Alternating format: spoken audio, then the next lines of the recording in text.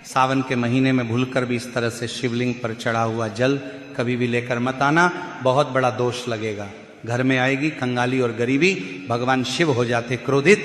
तो भक्तों, आप सभी लोग भी प्रतिदिन शिव मंदिर जरूर जाते होंगे और अपने साथ एक लोटा जल भी जरूर लेकर जाते ही होंगे और उसे शिवलिंग पर समर्पित करके फिर जलाधारी के वहां से कुछ जल अपने घर प्रसाद स्वरूप जरूर लेकर के आते होंगे।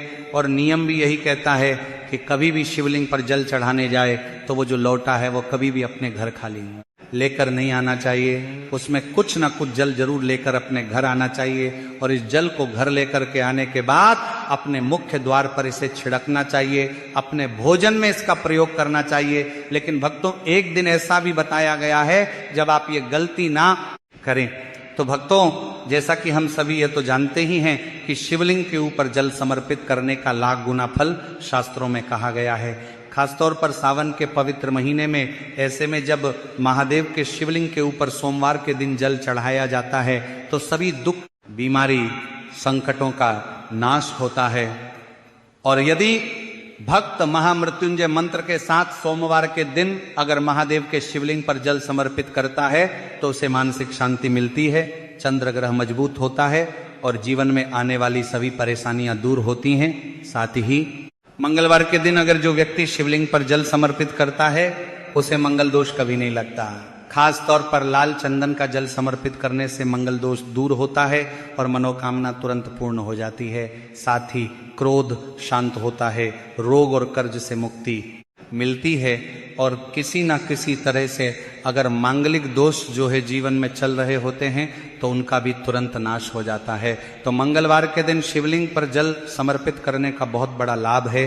साथ ही जब भी सावन में बुधवार पड़े और यदि शिवलिंग पर जल समर्पित किया जाता है तो इससे वैवाहिक जीवन में आने वाली अड़चने और बुद्धि से संबंधित जो रोग होते हैं, बुद्धि से संबंधित, मस्तिष्क से संबंधित, यदि बच्चों का या घर में किसी भी व्यक्ति का मन विचलित रहता है, यदि किसी व्यक्ति का या किसी बच्चे का बौद्धिक विकास नहीं हो पा रहा है तो आवश्यक रूप से बुधवार के दिन जल में हरे मूंग डालकर समर्पित करना चाहिए या दुर्वा घास को शिवलिंग पर समर्पित करने से व्यक्ति की जीवन की सभी बाधाएं दूर होती हैं। इसी के साथ सावन गुरुवार के दिन शिवलिंग पर जल चढ़ाने से व्यक्ति को अच्छी शिक्षा प्राप्त होती है और साथ ही कार्य में सफलता मिलती है।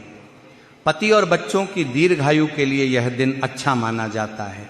इस दिन जल चढ़ाने से एकाग्रता भी बढ़ती है। इस दिन जो है पीले रंग के फूल शिवलिंग पर समर्पित करना और चने की दाल या पीला चंदन जल में डालकर समर्पित करना भाग्य का उदय करता है और आर्थिक लाभ मिलता है। इसी के साथ सावन शुक्रवार के दिन लाल रंग की कोई भी वस्तु जैसे कि लाल फूल हो गया, गुड़हल का या फिर लाल चंदन हो गया या चावल हो गया, इन्हें जल में डालकर समर्पित करना शुक्र ग्रह को मजबूत करता है। कमल गट्टे का पानी समर्पित करने से जीवन में धन संबंधी समस्याएं सभी दूर होती हैं। तो शुक्रवार के दिन समर्पित करने का यह लाभ होता है।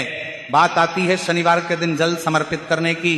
तो भक्तों, जो व्यक्ति सावन शनिवार के दिन काले तिल मिश्रित जल महादेव के ऊपर समर्पित करता है तो उसके पितृ तृप्त होते हैं, शनि संबंधी परेशानी नहीं आती है और अकाल मृत्यु परिवार में नहीं होती है।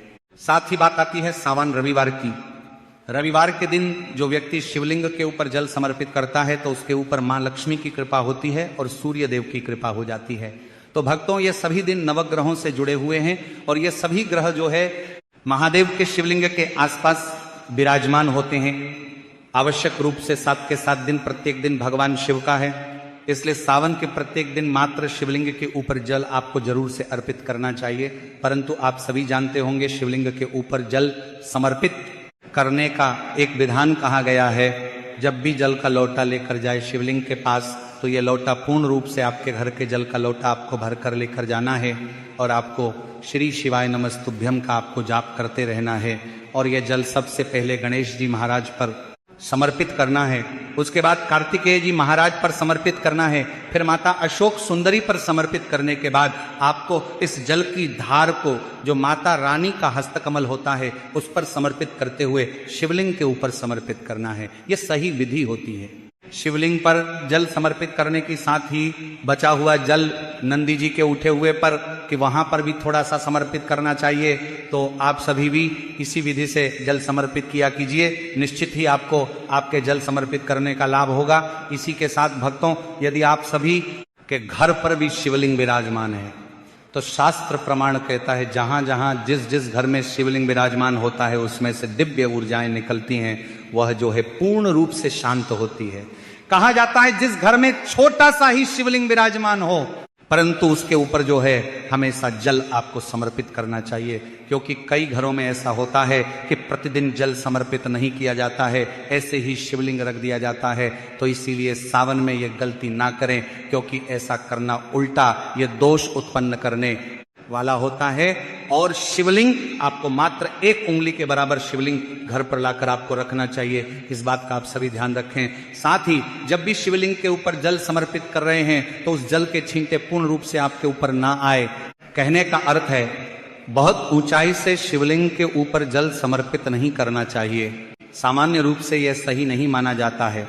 सरलतम तरीके से एक आधार से ओम नमः शिवाय का उच्चारण करते हुए धीरे धीरे जो है शिवलिंग के ऊपर जल समर्पित करना चाहिए। सभी व्यक्तियों को इस बात का ध्यान रखते हुए आप सभी को जल समर्पित करना है। श्री शिवाय नमस्तुभ्यम महामंत्र का जप करें और पूर्ण रूप से आपको जो शिवलिंग है उसे अपनी आंखों से निहारते हुए ही जल समर्पित करना सर्वश्रेष्ठ कहा गया है। साथ ही आप सभी को कभी भी घर से जो है आवश्यक रूप से जल का लोटा भरकर ले जाना है। जो जल का लोटा है वह तांबे का हो, स्टील का लोटा नहीं लेकर जाना है।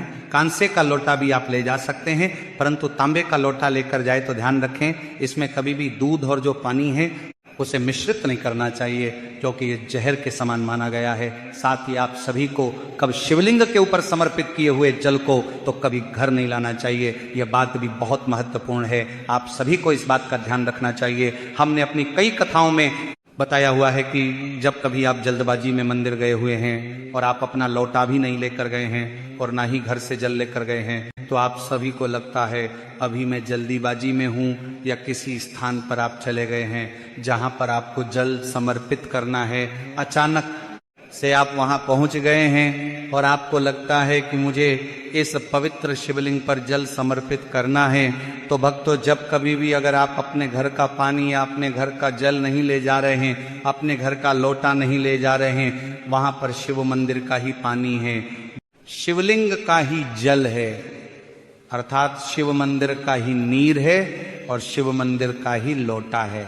तो आपको ऐसा जल जो है समर्पित करने के बाद कभी भी घर पर नहीं लेकर के आना है, इस बात का ध्यान रखें, क्योंकि आपने अपनी तरफ से जो है शिवलिंग पर कोई भी मूल्य नहीं चुकाया है।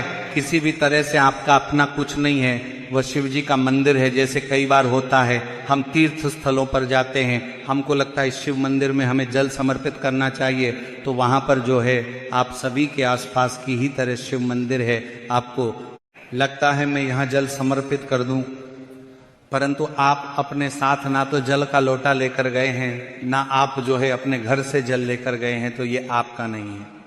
यानी कि आपका इसमें कोई मूल्य नहीं है, आपकी यहाँ कोई भी वस्तु नहीं है। आप समर्पण भाव से बिना कुछ ले जाने की इच्छा से जल समर्पित करेंगे, इस बात का आप सभी ध्यान रखें। आपने अपनी तरफ से कुछ नहीं दिया है, अपने घर की तरफ से कुछ नहीं दिया है, तो आप जो है इस जल को खाली बैठकर वहां प्रसाद के रूप में ग्रहण करेंगे। इस जल को आपको घर नहीं लाना है, इस बात का ध्यान रखें। इसी के साथ कई बार हम क्या करते हैं, जल समर्पित करते हैं, जल की धार बहते हुए आई और इस जल को हम झेल लेते हैं, फिर इस जल को घर में छिड़काव करते हैं, आचमन करते हैं, पीते हैं। उसके बाद जो है उसे खाने में भी मिलाते हैं। परंतु जब आप किसी तीर्थ स्थल पर जाएं या किसी अन्य मंदिर में जाएं, आप अपने घर से कुछ नहीं ले जा रहे हैं, शिव मंदिर का ही जल है, शिव मंदिर का ही लोटा है, तो आप ये गलती ना करें कि आप जो है वहां का जल समर्पित कर रहे हैं और ये जो शिव मंदिर का जल है इसको घर ला रहे हैं, उपयोग में ले रहे हैं। ऐसा सही नहीं है। आपको लगता है कि मुझे इसे प्रसाद के रूप में ग्रहण करना है, तो धन्यवाद स्वरूप वहीं पर जो है आप सभी पीकर वहां से उठ जाना है। साथ में जो लोटा और जहां से आपने जल समर्पित किया है उसे वहीं छोड़ आए, उसे जो है घर लाने की आवश्यकता नहीं है।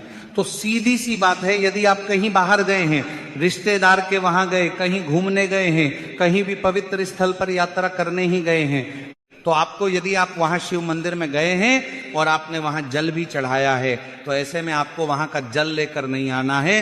तो आपको इस बात का ध्यान रखना है।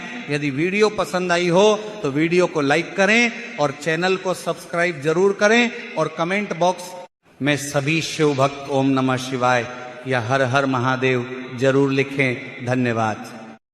श्री शिवाय नमस्तुभ्यम, हर हर महादेव, जय बाबा भोलेनाथ की। अगर आप लोगों को आज की हमारी वीडियो अच्छी लगी, जानकारी अच्छी लगी, तो चैनल सब्सक्राइब ज़रूर करें।